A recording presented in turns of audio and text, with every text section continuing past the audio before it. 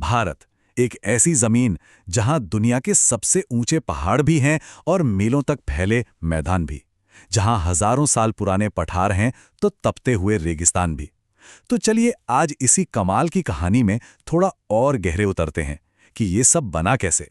सोचने वाली बात है ना, कि आखिर एक ही देश में इतनी ज्यादा जियोलॉजिकल वैरायटी कैसे हो सकती है। ये एक तरह की पहेली है और चलिए अगले कुछ मिनटों में इसके सारे टुकड़े एक एक करके जोड़ते हैं। देखिए, इस कहानी की जड़ें आज में नहीं बल्कि लाखों करोड़ों साल पहले हैं। ये सब शुरू हुआ एक जबरदस्त टकराव से, एक ऐसा नाटक जिसे धरती की अपनी शक्तियों ने रचा था। जरा सोचिए, एक ऐसी दुनिया की कल्पना कीजिए जहां आज के ये देश, ये महाद्वीप कुछ भी नहीं थे। बस जमीन का एक ही बहुत बड़ा टुकड़ा था जिसे कहते थे पैंजिया, और वो चारों तरफ से एक ही विशाल महासागर पैंथालसा से घिरा हुआ था। तो भाई ये सब अलग कैसे हुआ? इसका जवाब है टेक्टोनिक प्लेट्स। ये हमारी धरती की ऊपरी परत के बहुत बड़े बड़े टुकड़े हैं जो नीचे पिघले हुए मैग्मा पर तैरते रहते हैं, बहुत धीरे धीरे लेकिन लगातार। और सबसे मजेदार बात, हमें इसका पता तक नहीं चलता। तो कहानी है एक बहुत ही लंबी और जबरदस्त यात्रा की। हमारी इंडियन प्लेट, जो कभी गोंडवाना नाम के एक बड़े कॉन्टिनेंट का हिस्सा थी, वो टूटकर अलग हुई और उत्तर की तरफ बहने लगी। और ये सफर खत्म हुआ इतिहास के सबसे बड़े, सबसे जोरदार टकराव पर। और जानते हैं उस जबरदस्त टक्कर का नतीजा क्या हुआ? दुनिया की सबसे ऊंची, सबसे शानदार पर्वत श्रृंखला का जन्म, हिमालय। अब इसको ऐसे समझिए जैसे दो गाड़ियां हमने सामने टकराती हैं और उनका बोनट मुड़कर ऊपर उठ जाता है, या जैसे कागज को दोनों सिरों से दबाने पर वो बीच से ऊपर उठ जाता है। ठीक ऐसा ही हुआ। भारतीय और यूरेशियाई प्लेट के बीच जो टेथे सागर था ना, उसका पूरा का पूरा तल ऊपर उठने लगा। तो हुआ ये 3 स्टेप्स में। पहला, जोरदार टक्कर हुई।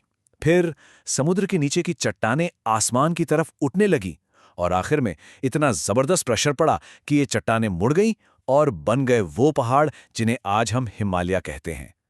अच्छा, अब जब हम हिमालय को युवा कहते हैं तो इसका मतलब ये नहीं कि वो कुछ 100 साल पुराना है। अरे नहीं, जियोलॉजी की दुनिया में युवा का मतलब भी लाखों साल होता है। बस धरती पर बाकी चीजों के मुकाबले ये नए हैं। और वलित या फोल्ड का सीधा सा मतलब है टक्कर से मुड़ी हुई चट्टानें। एक और दिलचस्प बात, हिमालय कोई एक अकेली रेंज नहीं है, बल्कि ये 3 समानांतर मतलब पैरेलल रेंजेस हैं। सबसे ऊंची और अंदरूनी है हिमाद्री, जहां माउंट एवरेस्ट जैसी चोटियां हैं। फिर बीच में है हिमाचल और सबसे बाहर की तरफ है शिवालिक। अच्छा, तो पहाड़ तो बन गए। अब जरा पहाड़ों से नीचे उतरते हैं और मैदानों की तरफ चलते हैं, क्योंकि मजे की बात यह है कि एक के बनने की कहानी दूसरे से जुड़ी हुई है। तो जब हिमालय इतना ऊपर उठा तो उसके ठीक नीचे दक्षिण में एक बहुत बड़ा गड्ढा, एक बेसिन बन गया। अब सवाल यह है कि भाई इस गहरे गड्ढे का क्या हुआ? वो कहाँ गया? जवाब, बहता है नदियों में।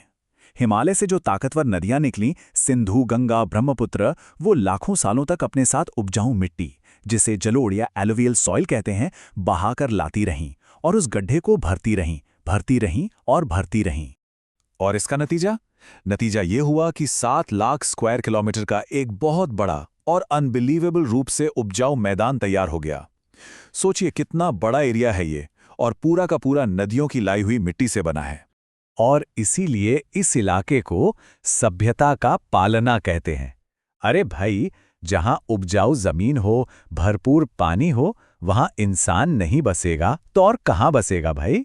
और यही वजह है कि आज ये दुनिया के सबसे घनी आबादी वाले इलाकों में से एक है। चलिए, अब तक हमने नए बने पहाड़ों और मैदानों की बात की। अब चलते हैं भारत के भूवैज्ञानिक दिल की तरफ, एक ऐसे हिस्से की तरफ जो इन सबसे बहुत बहुत ही ज्यादा पुराना है। हम बात कर रहे हैं पेनिनसुलर प्लेटो की। अंदाजा है कितना पुराना? जहां हिमालय कुछ मिलियन साल पुराना है, वहीं ये पठार 150 मिलियन साल से भी ज्यादा पुराना है। ये तो जैसे एक जीता जागता जियोलॉजिकल टाइम कैप्सूल हो। याद है हमने शुरू में गोंडवाना की बात की थी? ये पठार असल में उसी पुराने कॉन्टिनेंट का हिस्सा है। ये वो ओरिजिनल पीस ऑफ लैंड है जो उत्तर की तरफ सफर करके आया था। मतलब ये हिमालय के बनने से भी बहुत बहुत पहले से मौजूद है। इसीलिए ये धरती के सबसे पुराने और सबसे स्टेबल लैंड मासेस में से एक है। तो देखिए, ये कॉन्ट्रास्ट ही भारत की जियोलॉजी को कितना यूनिक बनाता है। एक तरफ है जवान, ऊंचे नीचे और लगातार ऊपर उठ रहे हिमालय, और दूसरी तरफ है पुराना, स्टेबल और कठोर चट्टानों वाला पठार। क्या कमाल का विरोधाभास है। अच्छा, तो ये तो हो गए दो बड़े हिस्से, लेकिन भारत की कहानी यहीं खत्म नहीं होती। इस तस्वीर को पूरा करने के लिए कुछ और भी जरूरी हिस्से हैं। जैसे कि पश्चिम में फैला विशाल थार मरुस्थल, फिर पठार के दोनों तरफ सुंदर और हरे भरे तटीय मैदान, और हाँ, हमारे दो खूबसूरत द्वीप समूह लक्षद्वीप और अंडमान निकोबार को कैसे भूल सकते हैं। ये सब मिलकर भारत की वो अविश्वसनीय तस्वीर बनाते हैं जिसे हम आज जानते हैं।